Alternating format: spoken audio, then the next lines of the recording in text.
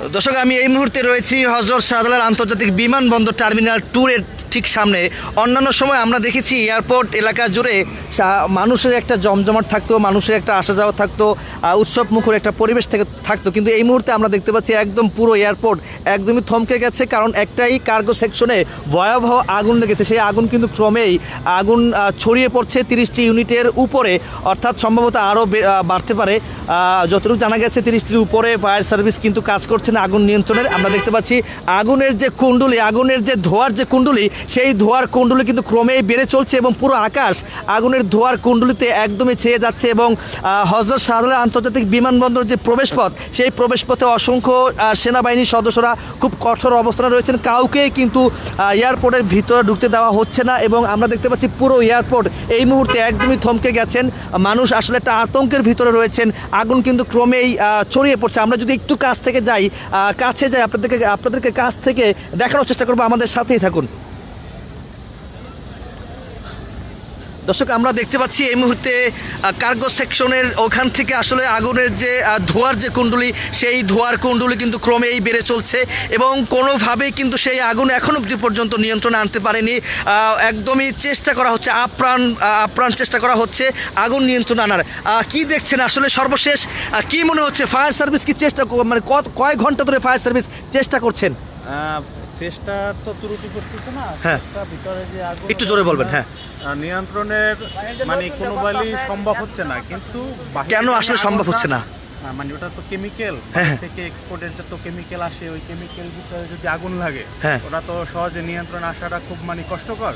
তো বাহিরে যেহেতু বিস্তার না ঘটাইতে পারে, এটা বর্তমানে নিয়ন্ত্রণে নিচে এই পরিস্থিতি বর্তমানে আর কি ভিতরে জ্বলতেছে, বাইরে যেন ছড়িয়ে না যায় এই জন্য চেষ্টা করছে। না, বাইরে ছড়ানোর এটা ব্যাপারটা সম্পূর্ণ মোটামুটি নিয়ন্ত্রণে নিয়ে আসছে। বাইরে ছড়াবে না, কিন্তু ভিতরেরটা খুব দ্রুত ছড়াচ্ছে। এরকম ছড়াবে না, ভিতরেরটা পড়তেছে, বাইরে ছড়াবে না। বাইরের ব্যবস্থা নেওয়া হয়েছে। আচ্ছা, এয়ারপোর্টে কি বিমানবন্দর কি আপনার ফ্লাইট কি আপাতত বন্ধ রাখা হয়েছে নাকি? 6টা পর্যন্ত ক্লোজ রাখা হয়েছে। 6টা পর্যন্ত ক্লোজ রাখা হয়েছে। মানুষ কি আসা যাওয়া বন্ধ নাকি?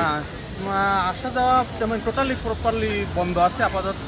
আপনার টাওয়ার থেকে কোনো সিগন্যাল পাচ্ছে না, যার ভিতরে এটা সম্পূর্ণটাই বন্ধ আছে। জি, থ্যাংক ইউ।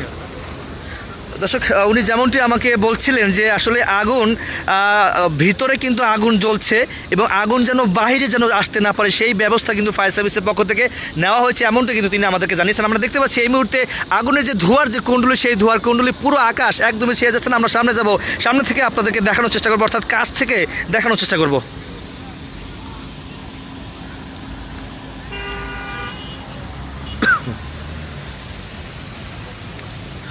পুরো এয়ারপোর্ট আসলে মানুষের ভিতরে একটা আতঙ্ক ছড়িয়ে পড়েছে। আসলে এই যে আগুন প্রায় 3 ঘন্টা হয়ে গেছে, যতটুকু আমরা জানতে পেরেছি ক্রমে কিন্তু আগুন ছড়িয়ে পড়ছে। এবং এই সর্বশেষ একজনের সঙ্গে কথা বলেছি, তিনি আসলে বলেছেন আগুন ভিতরে যে মালামাল রয়েছে সেই ভিতরে মালামাল জ্বলছে, বাইরে যেন আগুন ছড়িয়ে না পড়ে তার জন্য কিন্তু সেটি ব্যবস্থা নিয়েছে ফায়ার সার্ভিস, এমনটা কিন্তু একজন আমাদেরকে জানিয়েছেন। আমরা কাছে যাচ্ছি, কাছ থেকে আসলে সর্বশেষ আপডেট আপনাদেরকে জানানোর চেষ্টা করবো গ্লোবাল টেলিভিশন ফেসবুক পেজে সরাসরি।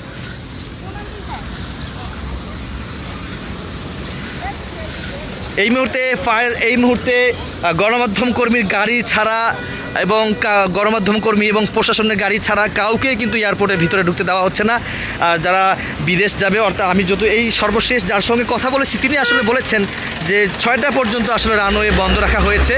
আমরা দেখতে পাচ্ছি একটি পানির গাড়ি কিন্তু ওদিকে যাচ্ছেন যেখানে আগুন লেগেছে।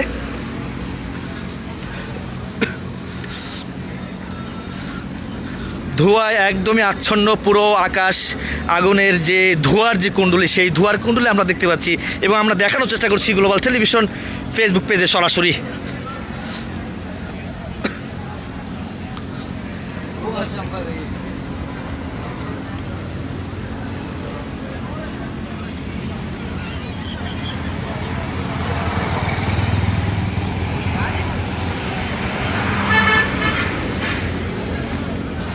দর্শক, যেমনটি দেখতে পাচ্ছেন এই মুহূর্তে পরিস্থিতি যেমনটি আমি এখান থেকে আসলে দেখছি, খুব দ্রুত গতিতে আসলে আগুন ধাউ ধাউ করে কিন্তু জ্বলছে এবং আগুনের যে ধোঁয়ার যে কুণ্ডলী, সেই ধোঁয়ার কুণ্ডলী ক্রমেই বেড়ে চলেছে। আমরা দেখানোর চেষ্টা করছি গ্লোবাল টেলিভিশন ফেসবুক পেজে সরাসরি এবং এর পাশাপাশি আমরা দেখতে পাচ্ছি এখানে অনেক গণমাধ্যম কর্মীরা কিন্তু এখানে চলে আসছেন। পুরো এয়ারপোর্ট আসলে থমকে গেছে।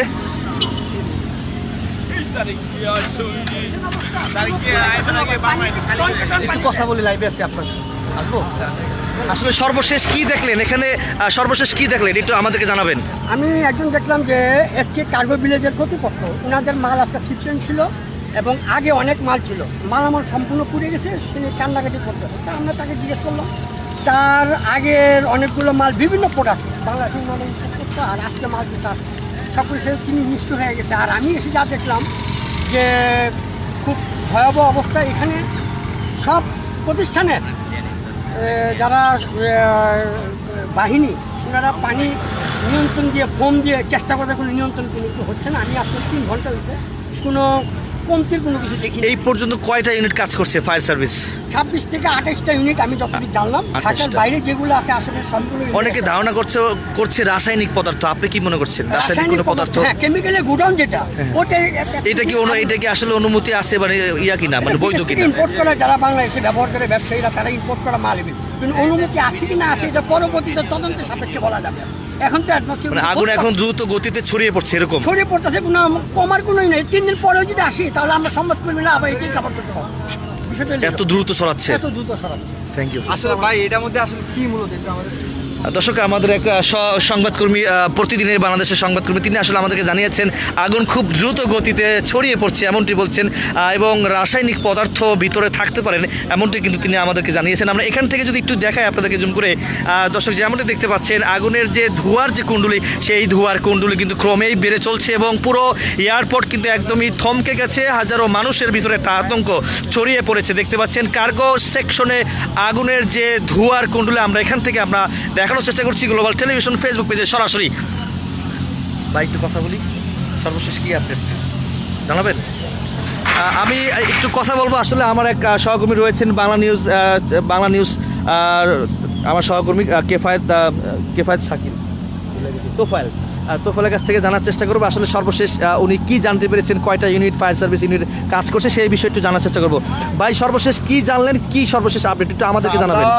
অগ্নিকাণ্ডের ঘটনা ঘটার পরপরই এখানে এসে উপস্থিত হই এবং আমরা যতটুকু জানি যে দুপুর 2:30 থেকে 3টার মধ্যে অগ্নিকাণ্ডের ঘটনা ঘটে এবং অগ্নিকাণ্ডের ঘটনা ঘটার পরপরই সেনাবাহিনীর যে বিশেষ ইউনিট রয়েছে অগ্নি নির্বাপনে এবং পাশাপাশি ফায়ার সার্ভিসের একাধিক ইউনিট এসে উপস্থিত হয়। সর্বশেষ তথ্য মতে এখন অবধি ফায়ার সার্ভিসের 38টি ইউনিট কাজ করছে এবং এখনও 6টি ইউনিট পথে রয়েছে এবং আমরা এখন অবধি সর্বশেষ যতটুকু জানতে পেরেছি যে ফায়ার সার্ভিসের বেশ কয়েকজন কর্মী কিন্তু এই আগুন নিয়ন্ত্রণে নিতে তারা কিন্তু কাজ করার সময় আহত হয়েছেন এবং এর পাশাপাশি আমরা যতটুকু জানতে পেরেছি যে DEX যেটি মূলত তীব্র আগুন নিয়ন্ত্রণের জন্য যে একটি পাউডার কেমিক্যাল, সেটিকে কিন্তু ছিটিয়ে এই আগুন নিয়ন্ত্রণে নেওয়ার সর্বোচ্চ চেষ্টা চালিয়ে যাচ্ছে ফায়ার সার্ভিসের কর্মীরা এবং পাশাপাশি আমরা দেখেছি যে এখানে উৎসুক জনতা তারাও কিন্তু ভিড় জমিয়েছে এবং ফায়ার সার্ভিসের কর্মীরা বলছেন যে তাদের জন্য আসলে এই আগুন নেভাতে বা নিয়ন্ত্রণে নেওয়ার জন্য কিন্তু একটু বিলম্ব হচ্ছে। তবে বেবিচক এখন অবধি সর্বশেষ জানিয়েছে যে আমাদের যে সকল ইন্টারন্যাশনাল এবং ডোমেস্টিক ফ্লাইটগুলো রয়েছে ঢাকাগামী, সেগুলো কিন্তু ইতিমধ্যেই চট্টগ্রাম সহ সিলেটের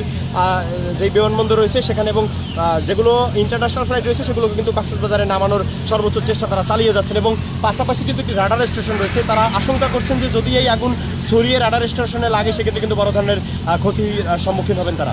এতটুকু সর্বশেষ আমি আপনাকে অসংখ্য ধন্যবাদ। দর্শক যেমন শুনছিলেন আমার সহকর্মীর কাছ থেকে,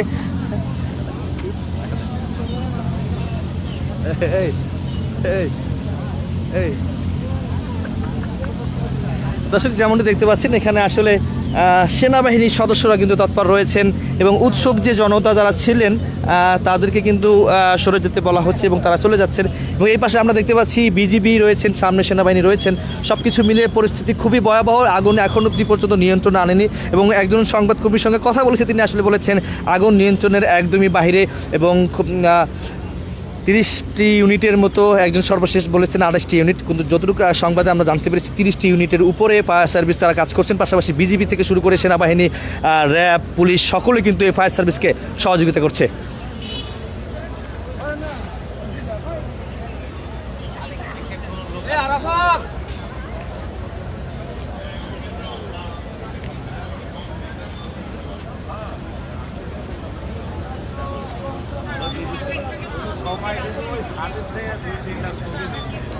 আগুনের আমরা একটু ওই পাশটিতে যাব, আসলে যেখানে আসলে একদম স্পষ্ট দেখা যাচ্ছে আমরা ওখানে যাব, আপনাদেরকে দেখানোর চেষ্টা করবো, আমাদের সাথেই থাকুন।